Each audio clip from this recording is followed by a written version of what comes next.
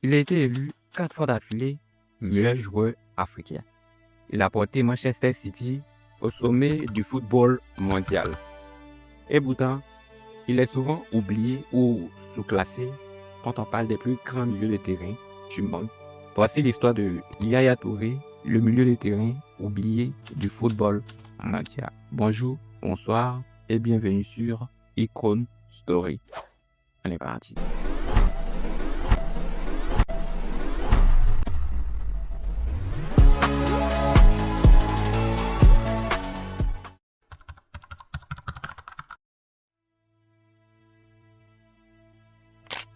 Yaya Nyenyeri Touré naît le 13 mai 1983 à Boaké, dans le centre de la Côte d'Ivoire.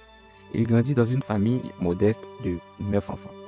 Son père, Mori Touré, est un ancien officier de l'armée ivoirienne reconverti en agriculteur. Sa mère travaille également dans l'agriculture. Dès son plus jeune âge, Yaya montre une passion débordante pour le football.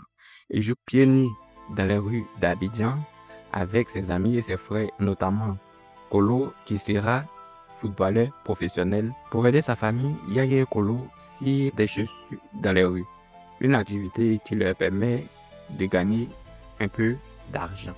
Malgré les difficultés, Yaya garde la tête haute et nourrit de grands rêves. Il sait que le football peut être sa porte de sortie après avoir laissé l'école très tôt.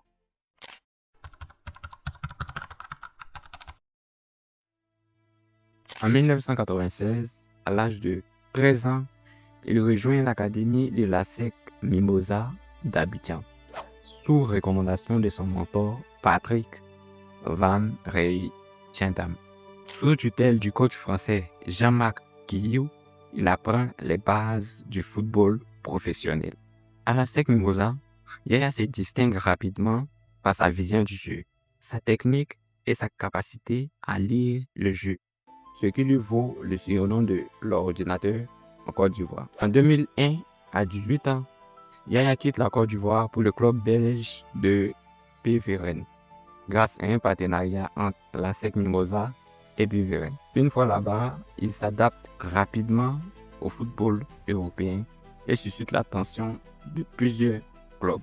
En 2003, il effectue un essai à Arsenal, où Arsène Wenger, coach du club à l'époque, est impressionné par son potentiel. Mais un problème de permis de travail en Angleterre l'empêche de signer avec Arsenal.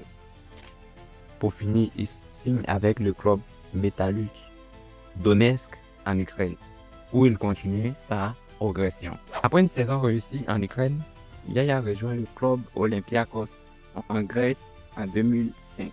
Dans ce club, il réalise un doublé Coupe Championnat pendant la saison 2005-2006, ce qui renforce sa réputation en Europe. En 2006, il signe à l'AS Monaco, où il devient un joueur clé du club, malgré des débuts difficiles.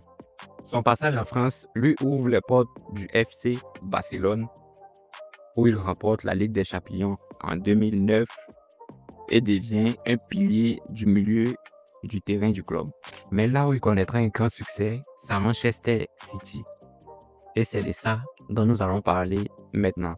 Mais avant de continuer, laisse-moi un petit like, ça encourage, et abonne-toi à la chaîne si ce n'est pas encore déjà fait.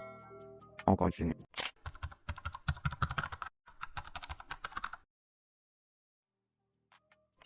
En juillet 2010, Yaya Touré rejoint Manchester City en provenance du FC Barcelone pour environ 24 millions de livres sterling. Dès sa première saison, Yaya Touré s'impose comme un élément clé du milieu du terrain et de l'équipe, inscrivant 12 buts, toutes compétitions confondues, dont des réalisations en demi-finale et en finale de la FA Cup, permettant au club de remporter son premier trophée majeur depuis 35 ans. Lors de la saison 2011-2012, Touré joue un rôle central dans la conquête du titre du champion d'Angleterre de Manchester City depuis 44 ans, en inscrivant 6 buts en Premier League.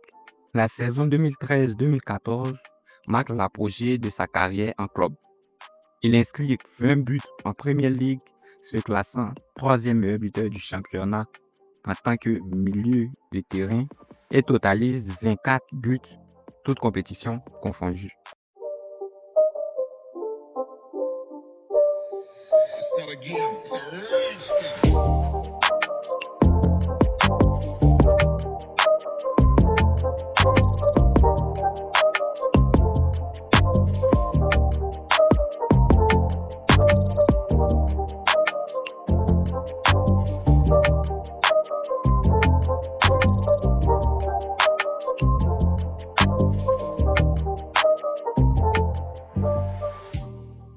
Cette performance exceptionnelle contribue au doublé championnat Coupe de la Ligue réalisé par Manchester City cette année-là.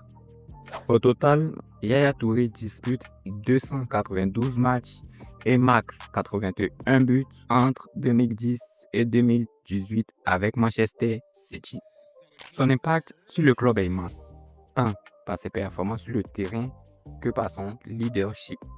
Malgré une carrière exceptionnelle, Yaya Touré a souvent exprimé son sentiment de ne pas recevoir la reconnaissance qu'il mérite, pointant du doigt les préjugés persistants envers les joueurs africains. Il a dénoncé ouvertement le manque de respect envers les joueurs du continent, soulignant les obstacles auxquels ils sont confrontés pour obtenir la reconnaissance à la hauteur de leur talent. Après avoir pris sa retraite en 2019, Yaya Touré s'est reconverti dans une carrière d'entraîneur. Il a occupé des postes d'entraîneur adjoint à l'Olympique Donetsk en Ukraine, à Akhmat en Russie, puis au Standard de Liège en Belgique. En 2023, il a rejoint le staff de l'équipe nationale de l'Arabie Saoudite, aux côtés de Roberto Mancini. En janvier 2025, il a obtenu sa licence UEFA Pro, lui permettant d'entraîner au plus haut niveau. Yaya Touré, c'est l'histoire d'un jeune garçon de Bouaké qui, grâce à sa détermination et à son talent, est devenu une icône du football mondial. Dans la prochaine vidéo, nous allons parler d'une dame. Une dame qui a une voix exceptionnelle. Une dame qui a marqué la musique africaine et mandingue. Si je vous dis OS, à qui passez-vous directement? Dites-le-moi en commentaire. N'oubliez surtout pas de liker la vidéo et de vous abonner à la chaîne. Donc, à la prochaine. Prenez soin de vous. À plus.